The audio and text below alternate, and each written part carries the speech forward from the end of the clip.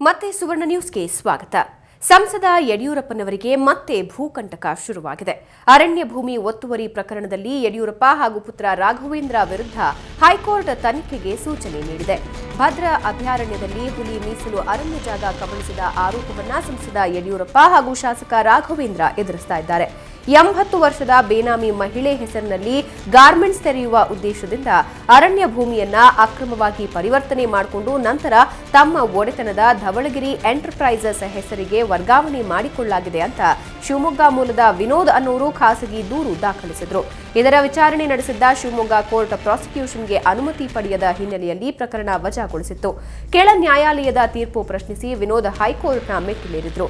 ಇವತ್ತು ವಿಚಾರಣೆ ನಡೆಸಿದ ಹೈಕೋರ್ಟ್ ಇಂತಹ ಪ್ರಕರಣಗಳಿಗೆ ಪ್ರಾಸಿಕ್ಯೂಷನ್ಗೆ ಅನುಮತಿ ಬೇಕಾಗಿಲ್ಲ ಅಂತ ಅಭಿಪ್ರಾಯ ವ್ಯಕ್ತಪಡಿಸಿ ಯಡಿಯೂರಪ್ಪ ಹಾಗೂ ರಾಘವೇಂದ್ರ ವಿರುದ್ಧ ತನಿಖೆ ನಡೆಸುವಂತೆ ಆದೇಶಿಸಿದೆ.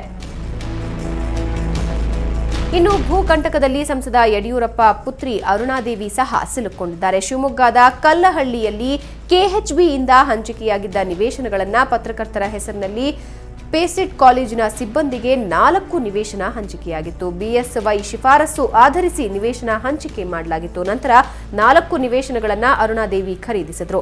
4 ಸಿಬ್ಬಂದಿಯಿಂದ ಅರುಣಾದೇವಿ ಒಂದೇ ದಿನದಲ್ಲಿ 4 ನಿವೇಶನ ಖರೀದಿಸಿದ್ರು. ಈ ಬಗ್ಗೆ ವಕೀಲ ವಿನೋದ್ ದೂರು ದಾಖಲಿಸಿದ್ರು.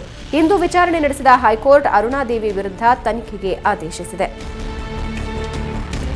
ಇನ್ನು ಆದಾಯ ಮೀರಿ ಆಸ್ತಿ ಗಳಿಕೆ ಪ್ರಕರಣದಲ್ಲಿ ಬಿಜೆಪಿಯ ಮುಖಂಡ ಕೆಎಸ್ ಈಶ್ವರಪ್ಪ ವಿರುದ್ಧ ತನಿಖೆ ನಡೆಸಲು ಹೈಕೋರ್ಟ್ ಆದೇಶಿಸಿದೆ. ಈಶ್ವರಪ್ಪ ತಮ್ಮ ಹಾಗೂ ತಮ್ಮ ಮಕ್ಕಳ ಹೆಸರಿನಲ್ಲಿ ದೇಶ ವಿದೇಶಗಳಲ್ಲಿ ಸಾವಿರಾರು ಕೋಟಿ ಮೌಲ್ಯದ ಅಕ್ರಮ ಆಸ್ತಿ ಸಂಪಾದನೆ ಮಾಡಿದ್ದಾರೆ ಅಂತ ದೂರುದಾರ ವಿನೋದ್ ಅನ್ನೋರು ಆರೋಪಿಸಿದ್ರು. ಇವತ್ತು ವಿಚಾರಣೆ ನಡೆಸಿದ ಹೈಕೋರ್ಟ್ ತನಿಖೆ ನಡೆಸುವಂತೆ ಸೂಚನೆಯನ್ನ ನೀಡಿದೆ.